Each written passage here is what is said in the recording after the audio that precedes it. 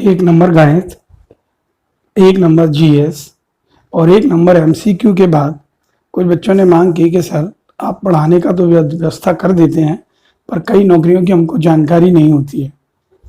मैंने भी अपने पढ़ाने के कैरियर में ऐसे बच्चे देखे हैं जो एक एक 1.5 महीने कोचिंग पढ़ लेते हैं और फिर उसके बाद उन्हें पता चलता है कि उसके एग्ज़ाम के लिए वो कैपेबल भी नहीं है, वो उस एग्ज़ाम को नहीं दे सकते क्योंकि उनकी पढ़ाई अधूरी है या उनको शारीरिक रूप से कोई कमी है। तो इसलिए बच्चों को नौकरी की पूरी जानकारी नहीं होती है। तो आज से हम एक नौकरी की खोज इस तरीके का एक टाइटल रख के एक सीरीज शुरू कर रहे हैं। इसमें समय समय पर मैं आपको नौकरियों के बारे में जानकारी देता रहूँगा कि कौन सी वैकेंसी आ रही है और उसमें क्या क्या क्राइटेरिया रहेगा, क्या पढ़ाई लगेगी, क्या फिजिकल स्तर रहेगा। तो ये जो मैं कर रहा हूँ किसी बच्चे की डिमांड पे कर रहा हूँ। उस बच्चे ने डिमांड की थी कि सर हमें आप एमपी पुलिस के बारे में जानकारी दे दीजिए। ये बात सही भी है, कई बच्चे फॉर्म तो भर देते हैं पर उन्हें पूरी जानकारी का अभाव होता है। तो इसी को ध्यान में रखते हुए आज से हम ये नई चीज़ शुरू कर रहे हैं और समय समय पर इसको बीच बीच में अपडेट करते रहेंगे, देते रहेंगे। मैं जो आज जानकारी दे रहा हूँ ये मैंने व्यापम की वेबसाइट से थोड़ी इधर से जानकारी प्राप्त की है, उसको निकाल के दे रहा हूँ। इसमें समय समय पे अपडेट भी होता रहता है। जैसे पहले लंबाई कुछ और हुआ करती थी, बाद में लंबाई चेंज होने लगी। तो ये आपको ध्यान रखना होगा, जब तक नया नोटिफिकेशन नहीं आता है तब तक आप इसको मान सकते हैं क्योंकि ये पिछले किसी एग्जाम से लिया गया है। तो आज हम इस चरण में एमपी पुलिस की फिजिकल और उससे संबंधित पढ़ाई लिखाई से संबंधित सारी जानकारी को देखेंगे। तो एमपी पुलिस का जो फिजिकल एग्जाम होता है उसमें 5 इवेंट होते हैं। सबसे पहली दौड़ होती है, तो सबसे पहली दौड़ होती है, दूसरे नंबर पे लंबी कूद है, तीसरे पे गोला फेंक, तीसरी अगली चौथी लंबाई और जो मेजरमेंट होता है सीने का माप वगैरह वो होता है।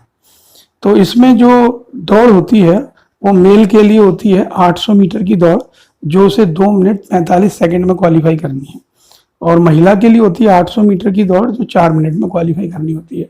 ये मैं आपको कॉमन बता रहा हूँ, बाकी नीचे इसका कैटेगरी वाइज एक चार्ट है वो मैंने जोड़ा हुआ है, उसमें भी आपको इसकी पूरी जानकारी मिल जाएगी।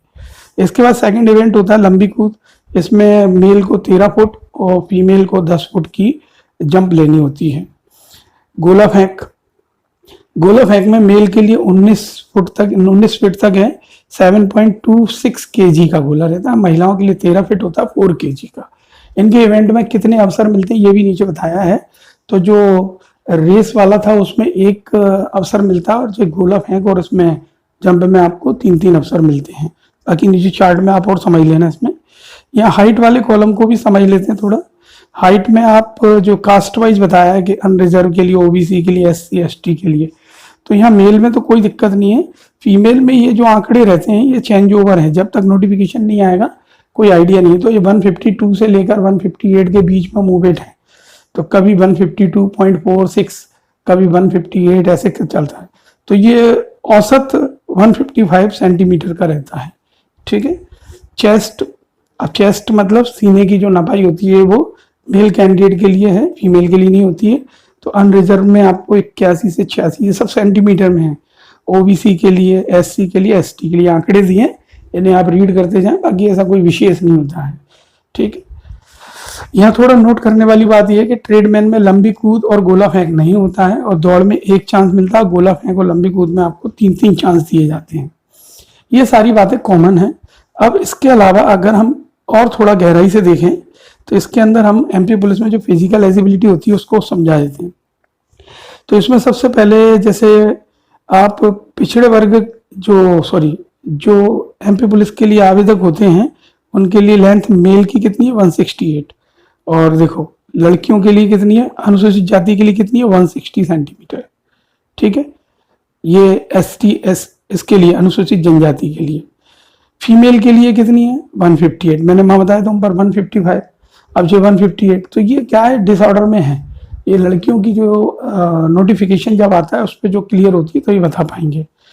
इसके अलावा जो सीना या छाती का जो रहता है तो सामान्य ओबीसी और एससी के लिए तो है 81 से 76, और जो अनुसूचित जनजाति के मेल हैं उनके लिए 76 से 81, ठीक है। वैसे ऊपर चार्ट बनाया था इसका, उसी से ये। इसके अलावा विशेष सशस्त्र बल के उम्मीदवारों के लिए जनरल कास्ट के हैं तो उसकी लंबाई दी गई है आपको 167.64। गोरखा, गढ़वाली, कुमायूनी इस क्षेत्र से हैं गोरखा जाति से तो उनकी लंबाई ये होगी 157.48, मराठा या अनुसूचित जाति जनजाति से है तो 165 पॉइंट। ठीक है। एमपी पुलिस में जो फिजिकल टेस्ट होता है उसका मापदंड क्या रहता है और किस किस तरह के इवेंट होते हैं वो बता रहा हूँ। तो इस वाले कॉलम में हम पद के नाम देखेंगे, इस वाले कॉलम में इवेंट देखेंगे। तो यहाँ पे कांस्टेबल जीडी, हेड कांस्टेबल और एएसआई कंप्यूटर मेल के लिए 2 मिनट 45 सेकंड में 800 मीटर की दौड़ पूरी करनी है उसे, और 19 फीट की दूरी तक 7.260 केजी का गोला फेंकना है और 13 फीट की उसको लंबी कूद लेनी है। ठीक है। यही सारी चीजें फीमेल के लिए, महिला के लिए 4 मिनट में उसे रेस पूरी करनी है और 15 फीट गोला फेंकना है 4 किलोग्राम में और 10 फीट की उसे जंप लेनी है।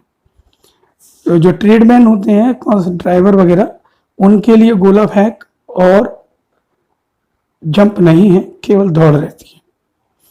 और अगर कोई भूतपूर्व सैनिक है, फॉर्मर, तो उसके लिए ये दौड़ 3 मिनट 15 सेकंड में, गोला 15 फीट, वजन वही रहेगा और दूर जंप भी वही रहती है। होमगार्ड सैनिकों के लिए भी सेम यही रहता है, बस थोड़ा सा जो डिस्टेंस का फर्क है, यहाँ 15 फीट का है तो यहाँ 17 फीट का है और यहाँ पे 12 फीट का है। ठीक है। ऊंचाई, कॉमन ऊंचाई बता रहा हूँ, मेल के लिए 167.5 और लड़कियों के लिए 152.4 सेंटीमीटर से अधिक की लंबाई वाली लड़कियां इसमें आप भाग ले सकती हैं या पार्टिसिपेट कर सकती हैं या एग्जाम में बैठ सकती हैं। सीने का मेजरमेंट ऊपर बता दिया गया, वही है 81 से 86 और फुलाने पे 5 सेंटीमीटर से। और मेडिकल में आपको कुछ चीज़ों का ध्यान रखना होगा। इसमें एक नौकनी मतलब नाक से समस्या जो संबंधित है, नाक की हड्डी का बढ़ना या फ्लैट फुट और दृष्टि दोष नहीं होना चाहिए।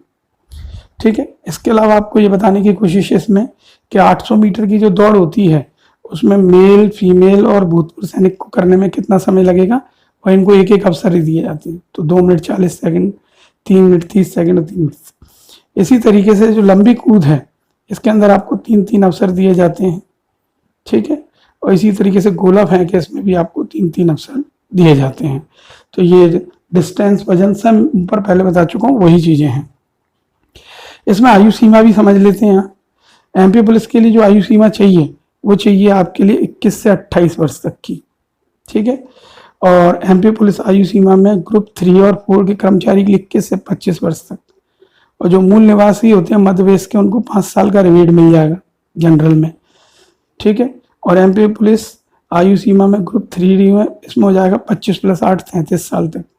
और महिला आवेदक जो अनारक्षित हैं उनके लिए 38, ये यहाँ पर 28 होगा, यहाँ पे 28 + 10 38। और ऐसे ही आपके लिए अनुसूचित जाति, अनुसूचित जनजाति और पिछड़ा वर्ग के लिए भी 38। ठीक है। ये 10 प्लस का जो रिवेट रहता है। और शासकीय नौकरी में, कोई निगम में है और कोई निशक्त जन है यानी हैंडीकैप्ड वगैरह, तो उसके लिए भी 38 इस तरीके से रहता है। ठीक है। इसके अलावा इनकी पढ़ाई लिखाई की क्या क्या योग्यता होनी चाहिए उसका भी एक चार्ट मैंने यहाँ जोड़ दिया है।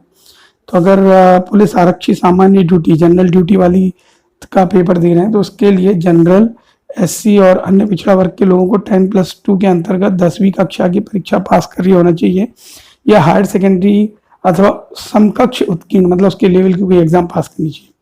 और एसटी समुदाय जो अनुसूचित जनजाति, उन्हें 8वीं कक्षा है उसके समकक्षी परीक्षा पास करनी होगी। पुलिस आरक्षी ड्राइवर के लिए 10+2 के अंतर्गत लगभग ऊपर वाली जैसा सारा का सारा, बस इसमें ड्राइविंग लाइसेंस होना जरूरी है।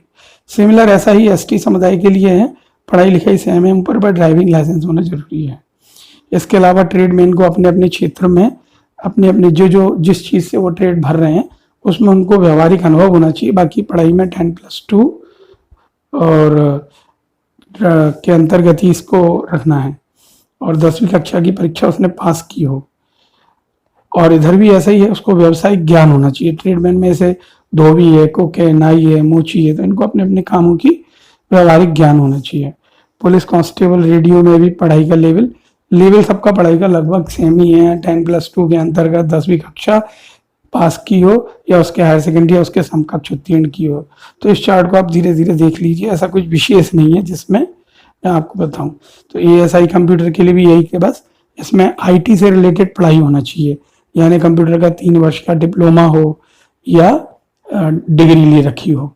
इसी तरीके से इसमें भी है, ठीक है। तो आप इनको पढ़ लीजिए एक बार और देख लीजिए। इसके अलावा कुछ थोड़ी पोस्टें और होती हैं, जैसे सूबेदार है नॉन टेक्निकल में, उसके लिए क्या चाहिए, तो उसके लिए शासकीय मान्यता प्राप्त विश्वविद्यालय से ग्रेजुएशन चाहिए।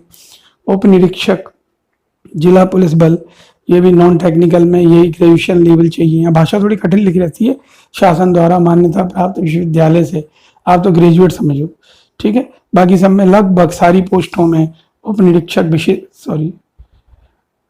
तो इसमें उप निरीक्षक विशेष शाखा जो है उसमें भी पढ़ाई का लेवल वही चाहिए नॉन टेक्निकल में, ठीक है। तो ये सारी पोस्टों का लगभग एक जैसा ही है, केवल जैसे यहाँ आ गया उप निरीक्षक रेडियो, ये वायरलेस से रिलेटेड है, तो इसके अंदर क्या मांग लिया उन्होंने, इलेक्ट्रॉनिक या इलेक्ट्रिकल टेलीकम्युनिकेशन में 3 वर्ष का डिप्लोमा किया हो, ठीक है।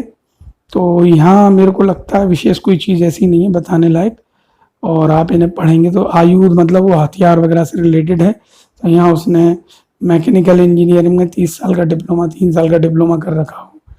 ये फिंगरप्रिंट एक्सपर्ट के लिए तो इसे फिजिक्स केमिस्ट्री की नॉलेज होना चाहिए, मैथ्स की। बाकी ग्रेजुएशन सब में कंपलसरी है। प्लाटून कमांडर, इसे भी किसी भी जगह से विश्वविद्यालय से स्नातक होना जरूरी है। ये मेरा पहला प्रयास है, इसमें मैंने आपको एक नौकरी की जानकारी दी है, उसमें क्या क्या क्राइटेरिया है। अभी वैकेंसी नहीं आई है, जैसे ही वैकेंसी आना शुरू हो जाएंगी मैं इस सीरीज को और तेजी से शुरू कर दूंगा।